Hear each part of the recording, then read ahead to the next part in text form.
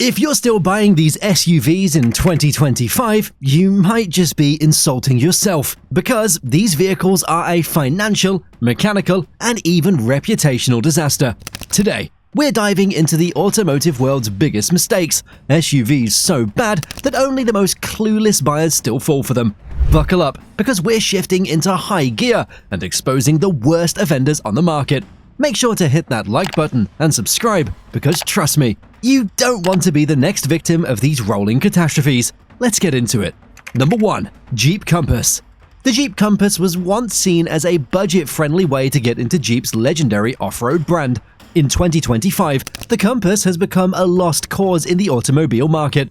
Drivers certainly laugh at this model because its old technology, weak performance, and shameful rental car-like interior make the vehicle unappealing in a market that offers more value at lower prices. The so-called off-road capabilities feature of this product never works as intended. The vehicle cannot handle anything beyond a simple dirt road, so it counts as a pretentious yet powerless imitation of capable off-road vehicles. The combination of a CVT transmission with rubber band performance alongside the noisy engine sound of a 20-year-old vacuum cleaner, it leads prospective buyers to waste money on a vehicle with more name recognition than functional value. The brand-loyal customers are now choosing more competent models that are made with better materials when making their purchases. The Compass delivers disappointing fuel economy numbers because it manages only 22 miles per gallon on average, and this is a huge contrast to its inadequate power output. A minimal cargo capacity with an old-fashioned infotainment system makes this Jeep an overall poor purchase option. Some Jeep Compass owners, well, they've made some really heartbreaking comments about the car, stating that the fit and finish inside the cabin is simply not up to the mark by any standards, especially the doors, the cabin light assembly, and the glove compartment. The rattling noise has been there since day one and continues to haunt me to date. This buyer said they would have complained about it at least 20 times to the service center, but they were unable to find a permanent fix for it. The battery doesn't last more than 14 months. Nobody's sure why, but the battery, well, it just stops working between 12 to 14 months. Also, the second gear, it has issues. It is a design flaw, and there's no fix to it. The owner concluded that saying that though there are a lot of upsides to owning a Jeep, there are enough frustrating downsides that, if not fixed, would mean I'd personally not go for a Jeep product in the near future. If you enjoy spending excessive money to repair a vehicle with unsatisfactory performance and general letdown, then the Compass will satisfy your needs. Speaking of disappointments, let's talk about an SUV that takes overpriced to a whole new level. Number 2. Cadillac XT4. When you enter the Cadillac XT4, you'll discover that this luxury compact SUV offers a plastic palace experience rather than actual premium qualities. The XT4 stands out for its low-quality interior and rough ride quality, making it a laughable option in the luxury SUV category. What's worse? The price. The price Cadillac demands for their SUV equates to luxury standards, yet they deliver a product that simply replaces existing Chevy models. The Cadillac XT5 offers a disheartening combination of poor reliability and expensive maintenance costs with high depreciation rates, making this vehicle one of the unluckiest luxury SUV choices for the year. And let's not forget the XT4's manually activated all-wheel drive system. This means that drivers have to hit a button every time they think roads will be slippery. Otherwise, the engine's power is sent to the front wheels only, which is terrible. It has been said that this is meant to reduce fuel consumption, but the XT4 is not more efficient than other comparable models that have automatic all-wheel drive systems. Another issue is the frustrating transmission issues. The 9-speed automatic transmission system hesitates when shifting gears because it struggles to select appropriate gear ratios, resulting in an unpleasant ride. The suspension also performs poorly because it provides an uncomfortable ride experience rather than the expected smooth luxury of Cadillac models. So, unless you enjoy overpaying for disappointment, the XT4 is best avoided.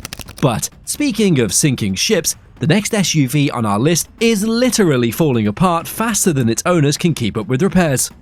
Number 3. Land Rover Discovery Sport. Owning a Land Rover Discovery Sport in 2025 is like playing an expensive game of Russian roulette with your bank account. Will the electrical system fail today? Will the transmission give up tomorrow? Nobody knows, but it's guaranteed that something will break. Land Rover's reputation for reliability is as solid as a house of cards in a hurricane, and the Discovery Sport is one of the worst offenders. This SUV spends more time in the shop than on the road, with owners frequently reporting engine failures, electrical nightmares, warning lights, and infotainment systems that are more glitchy than a 90s Windows PC. Despite its premium price tag, the Discovery Sport lacks the durability that should come with it, because I don't know where Land Rover's money is going, but I'm sure that it's not invested in making robust and refined engines. The engine is underpowered, the fuel economy is mediocre at best, and the resale value is abysmal. Land Rover's warranty claims are some of the highest in the industry, and the service costs will drain your wallet faster than an oil leak. It has a sluggish gear shift that reduces the acceleration responsiveness of the SUV and also disrupts its driving smoothness.